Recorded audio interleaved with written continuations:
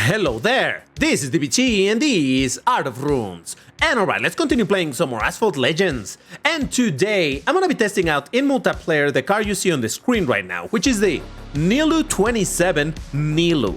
One of the new cars in this update, and there's a free try for it in MP2, and of course I will take the opportunity to test it out and see what it is about. And I will also provide you with a bit of trivia regarding this car. But before I get into it, if you enjoy my content, please hit the like button on this video and subscribe to the channel. As I always say, this helps the channel to continue to grow, and it allows me to continue making this content for you. And if you see the hype button as well, go ahead and press it. I don't know what it does, but apparently it's good, so hey, why not? But alright, so what is the deal with this car? Well, as I just mentioned, there's a free try for this car in MP2, so we get to see it at gold. And well, we have a Class S car of 6-star, maximum rank of 4512, which puts it very much in the middle of Class S, nothing particularly good, but still. Let's have a look at the stats. We have a top speed of 414, which is not insanely fast, but at least it goes over the 400, so that's not too terrible. The acceleration of 78 doesn't look fantastic. Handling of 50, it's okay. And nitro of 60, almost 65, it seems goodish. Even, I would say good in general. Now, in the patch notes video that I did, I compared this car with the Zenvo TS1 GT Anniversary, and you will see that the numbers are pretty close overall. Now, the Nilu is slower by 4 kilometers. Allegedly, the acceleration is lower by about 3, the handling is better by 4 points, and the nitro is better by barely 1 point. Now, the thing is that people are saying that this car has fake positive acceleration, which is to say that this 78 acceleration feels higher than that. Now, I don't know for sure, but that's why I want to drive it. Now, before getting into it, in the patch notes videos, I did talk about how this car from the front just looked, I mean, it's nice. I'm not saying that it's ugly or anything, but really this car shines when you look at the back. Oh, look at that. That's right. This thing has a full-on exposed engine and even some more stuff of the car. It looks absolutely crazy. It legit looks like it's missing an entire piece back here. But no, this is what the car is meant to look like. They wanted it to look like this, and well, it looks like that. Ooh, and our very first race is gonna be in India. I'm scared because I don't know this map very well yet, so there's a very good chance I'm gonna be crashing around, but hey. Interesting that it wasn't actually showing any cars in that previous screen, but okay, sure. So anyway, yeah, I am curious to see how this car performs, but honestly, for the little test that I did on the content creator exclusive test that we got, you know that some content creators posted the testing all of the cars and all of that stuff of the new updates, which by the way, I didn't do myself. Let me know in the comments if you want me to make a video like that. But as you know, since I'm a very mid player, it's not like I can provide you any real information as to, oh, the performance of this car is this or that, but maybe you just want to look at them or hear me yap about, Jesus Christ. Oh god, it's, oh no, why? It's a slipstream with knockdowns. I hate this so much because then it means that there's a lot of knockdowns that are gonna happen and I just knock someone down. Sorry, buddy. Yeah, I dislike this because, man, knockdowns are way easier like this, and oh well. But anyway, so I have driven the car a little bit in those tests. But generally speaking, I don't get to learn a lot about those tests because, well, I'm just I thought of the wrong version of the track. I hate that so much. Racing against the AI is not exactly super challenging, so it doesn't get to tell me a lot of the performance of the car. I think I get a better idea when I'm doing it over here and just see how it compares against other cars. Oh, Jesus Christ! Intended. Now, there's also the caveat that there's gonna be people driving this car, and if there are people who are not Jesus. If they're not familiar with the car, they're gonna be driving it about as bad as I am, so hey, whatever. All right, and yeah, this does prove what I was saying about this type of game mode where we have a slipstream with knockdowns. It is just a pain in the that's all I can say. All right, let's get into our next race. Now, I did promise you a little bit of trivia related to this car, and first is the pronunciation of this brand.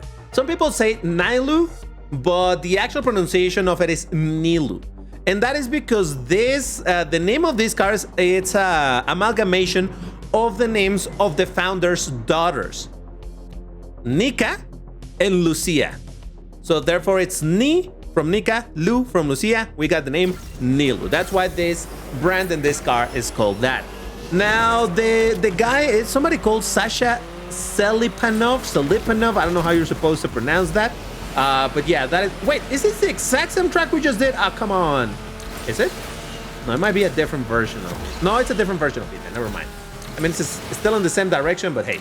Oh boy. Hold on. Yeah, because the other one started over here. No! I'm telling you, man, this is the game mode that I hate the most over here. I absolutely despise this game mode. I don't mind Ghost to Slipstream. I don't mind knockdowns, normal knockdowns. But when we have a game mode where you are incentivized to be in Shockwave all the time and there's still knockdowns, that means there's going to be a crazy, oh Jesus, a crazy amount of knockdowns. And that is exactly what we're seeing right now. Oh my God. Thought I was going to crash with that rock. I still don't know what is the best route over here, so I'm just going with whatever I get. But yeah, I certainly don't enjoy this very much because what, I knocked him down? How?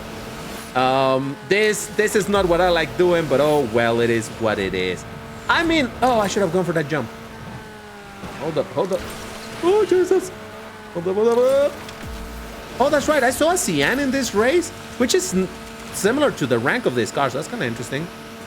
Man, a little bit longer I could have gotten that second place. But hey, at least it didn't go absolutely terrible despite the knockdown. What's going on with my music? Jesus. Oh, wait up. I actually got defeated by an Imola. Again, look at the ranks. This is the rank of basically high-tier Class A cars. Now, granted, this is way faster than a Class A car, but still, I don't know. It makes you wonder. So anyway, like I was saying, when it comes to learning about the performance of the car, it's a little bit difficult in these free tries because obviously, like you can see over here, the vast majority of players are playing with that same car, so it's not like I can compare this against, you know, other cars of this rank because simply there's going to be a ton of people using it. But okay, whatever. But yeah, let's talk a little bit about the founder of this brand, which is obviously pretty new. And like I said, it's Sasha Salip and something.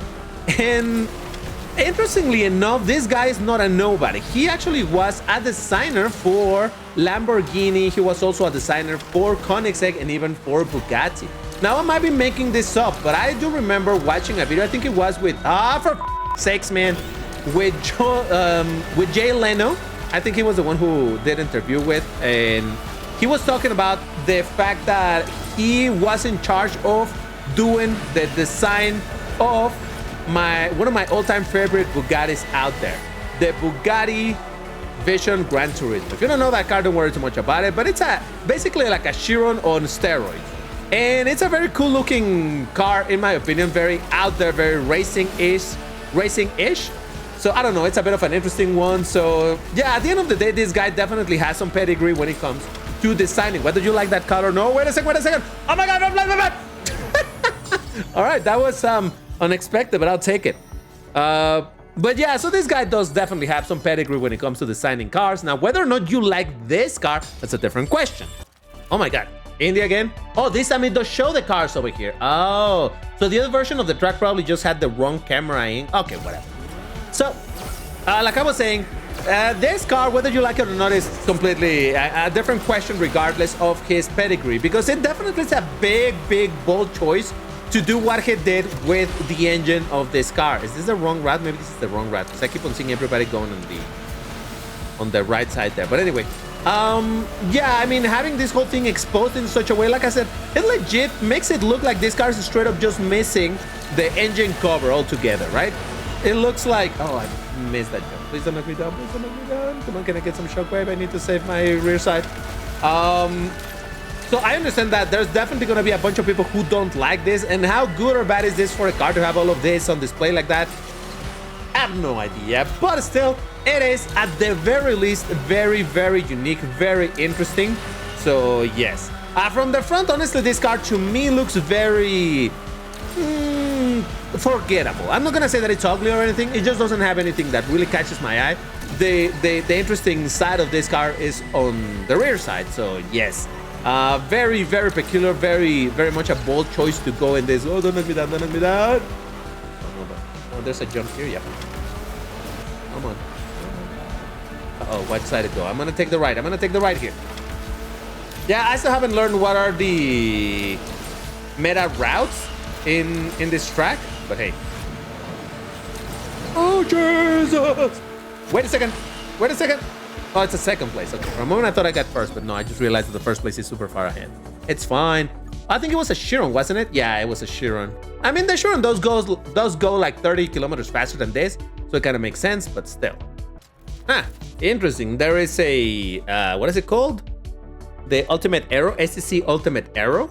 I don't think that's gonna do very well over here, but hey, maybe it's a good test to see how these two performs, but either way. Yeah, let's talk about the car itself and the performance. So far, I consider this to be a mid car, you know? Again, and as I always say, I'm not the most skilled player out there in any way, shape, or form. So all of the opinions that I give you over here are based on my own subjective experiences with the car and with other cars as well. So that is why I'm saying that this car, you know, I can only judge it so much from this, especially over here with the slipstream. I don't really get to test the nitro of this car. I don't really get to test too much of the acceleration either, because again, if it's in this game mode, if you manage to get enough slipstream, you instantly go into shockwave. So there's a bunch of things that really I'm not able to decipher or to make up my mind when it comes to this car in this specific type of multiplayer. But hey, at the very least, I wanted to drive it because I was really curious precisely to see what the car looked like from behind in game. And well, it looks interesting. At the very least, it looks interesting. I do like how it has all of this stuff exposed. It makes me think precisely more of a race cars. You know how a bunch of race cars just tend to have a lot of their insides exposed because at the end of the day, all they're trying to do is save weight. So this kind of makes me think of that. So I don't know. I actually don't dislike the car a lot. Like I said, the front is not particularly interesting in my eyes. Well, it's not terrible, but it's not particularly interesting, like I just said. But the back certainly. Oh Jesus, the back is something. The drift, by the way, I don't see this drift being great. So yeah, I do believe that this car is just there. It's a mid car. Then again, you can get it for free, so why not? And the Ultimate Aero didn't do too good, neither did the Chiron. Woof. And while endlessly waiting for the car to refuel, I actually went ahead and double checked the pronunciation of the guy's last name, at least the way that he pronounces is Selipano. It's Sasha Selipano. And indeed, I did check what other cars he said that he has worked on. Indeed, he worked in the Lamborghini Huracan, obviously with Lamborghini. Then he went and worked in Bugatti, in the Chiron, and the Vision Gran Turismo of the Chiron. And eventually he also worked in Koenigsegg for some years, and the cars that he worked over there, the design was of the Koenigsegg Gemera. Oh, Jesus Christ. Don't knock me down, buddy. Don't knock me. Oh, for sakes, man. The Gemera and the CC850. Oh, for God damn it. I'm fine. I love this game mode. Oh my God, it's so fun with the... Yes. Whatever. But yeah, just thought it was interesting to learn a little bit about where this comes from. Apparently, this whole thing not only was a car designed by this dude and his company, you know, the exterior of the car, but this also has like a bespoke motor, meaning the engine is not like, oh, they brought the engine from this car and they just put a new body on it. No, it's a whole thing that they developed themselves. So man, this thing definitely, it's coming with a bit of an attitude of being like, hey, we're a whole new thing. I don't know, it makes me think as if, well, similar in a way to how Koenigsegg is like, nah, we're doing everything. That's kind of what it reminds me. But all right, Jesus Christ, India again. Oh boy, all right. Let's focus over here. Let's try to get some decent results with this car. I mean, again, oh wow, Koenigsegg Agera RS, woof. That's absolutely gonna destroy us in this game mode. But yeah, like I said, unfortunately in this game mode, it's not like I'm getting to learn a lot about the car. It's mostly about the random nonsense that happens in multiplayer. But at the end of the day, this is why I appreciate the way that this game does the multiplayer, especially here in MP2. The fact that we have a bunch of free tries for cars that, oh Jesus, that we do not own, and yet we still get to drive them. And yeah, it's gonna be a mess. Yeah, we're not gonna learn necessarily a lot about the car performance, unless you're like, you know, a very knowledgeable person. Oh, I'm going the wrong way. Unless you're a very knowledgeable person in the game that can just extrapolate the performance of this car from the observations in here. Oh, Jesus! I was hoping there was gonna be road right where I jumped down, but nope. Oh my God, I'm fine. You know what? I'm fine. Oh, there you go. I skipped some of the race because really nothing interesting was gonna happen over there. I did gain one position, but whatever. I'm fine. Okay, now we're in a track that I actually do know, so let's see. This time, I'm gonna focus for real, and I'm gonna get a result for real. Probably not. But I did say earlier that this is a car that you can get for free. I made a video precisely talking about the Spotlight event that started, well, when the season started and all of that. And indeed, you can straight up unlock this car for free by simply buying the blueprints for this car every single day. You get all of the blueprints every day. If you get 2 blueprints a day, by the end of the Spotlight, you're gonna have 56 blueprints, which is more than the 35 required to unlock. Now, granted, you're only gonna have it at 1 star, so that's not necessarily a ton, but hey, at the very least, it's a car that we can get for free. Jesus, what am I doing? Oh, come on, that was so bad. It doesn't matter if the car is not particularly good. At the very least, it's a free car that we can get over here. And that is something that some people seem to forget, or maybe they just don't know because they weren't playing at the time.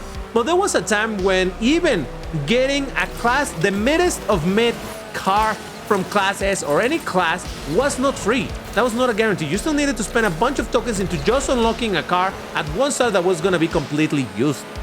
That's how it used to be. So the fact that now we have an easy way of unlocking cars, even if they're not great, even if it's just a 1 star, the fact that we can get them for free, it's actually really cool. Yeah, it may not be the best performance out there, much less at 1 star, but hey, at the end of the day, it's a car that you're gonna have in your garage, so why not? Might as well get it. Now, that is not the case with the Porsche 935 Dragon Force Edition, which is unfortunately gonna require you to pay in order to get it, or yeah, I think you can only get it by paying. So yeah, you know, that's why I say, hey, at the very least we got this car, and even if you only get it at 1 star, at least you can spam it in MP2, and hopefully it's not gonna be too overpowered. No, I think we should be fine playing this in MP2 once the free trial ends, and playing it at 1 star, and you know, at the very least you can see what the car can do if you're the type of curious player. But yeah, it is not amazing. It doesn't seem to be anything outstanding in any way, shape, or form.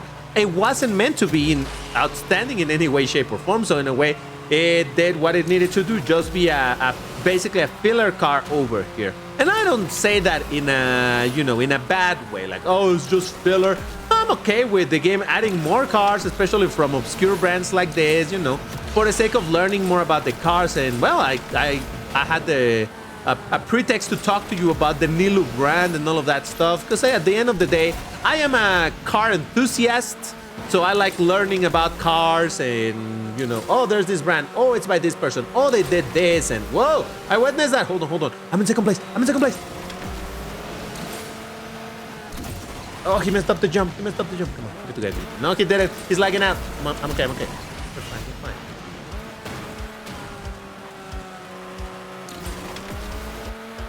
Come on now, DVT. Keep it together. That's gonna be a first place, woohoo! Listen, I gotta celebrate the few W's that I got on this video, because that was problematic enough. But yeah, again, not necessarily a fantastic car, but hey, you have the opportunity to get it as free, so why not? Even if it's just a 1 star, hey, get it in your garage and you get to play with it, even in career and whatever else you want. Yeah, probably not a car that you should be spending a lot of money if you're thinking on that. I wouldn't necessarily recommend it. Like I said, there's other cars that already are kind of similar in the performance, at least when it comes to the numbers, so this is not necessarily super necessary in your garage. But anyway, why don't you let me know in the comments what you think about the car? What are your observations as you've driven it? Do you like the design of the car? Do you think it's good? It's bad? It's extreme? Do you like the fact that it doesn't have an engine cover? Let me know what you think. But that's all. Thank you for watching. See you on the next one. Bye-bye!